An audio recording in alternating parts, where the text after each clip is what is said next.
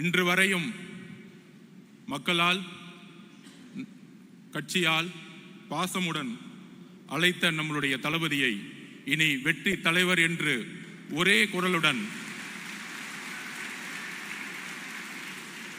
குரலுடன் அந்த தளபதி பட்டத்தை இந்த பொதுக்குழுவில் இழந்து வெற்றி தலைவராக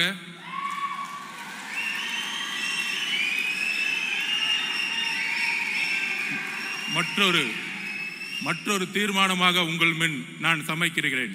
ஆம் என்பவர்கள் கையை தூக்கலாம். ஆம்.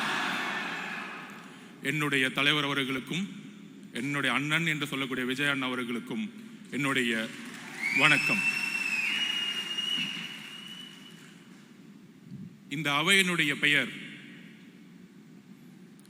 ராமச்சந்திரா. 1972 எந்த தீய சக்தியை எதிர்த்து, எந்த ஊழலை எதிர்த்து, எந்த குடும்ப ஆட்சியை எதிர்த்து ஆரம்பித்தாரோ திரு ராமச்சந்திரன் அவர்கள், அவருடைய பெயரிலிருந்து நம்மளுடைய முதல் பொதுக்குழு உதயமாகி கொண்டிருக்கிறது.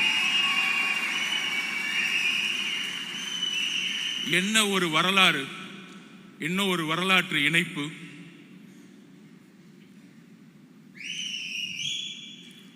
என்ன விமர்சனம் ஒர்க் அவுட் பண்றாங்க.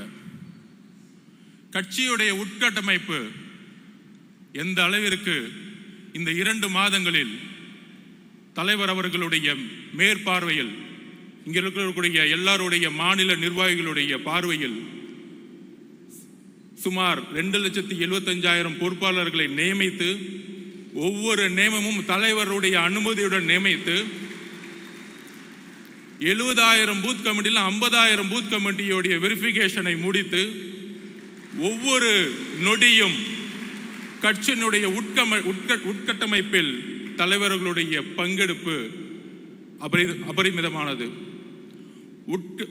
உட்கட்டமைப்போடு நாம் தேர்தல் போருக்கு தயாராகி கொண்டிருக்கிறோம்.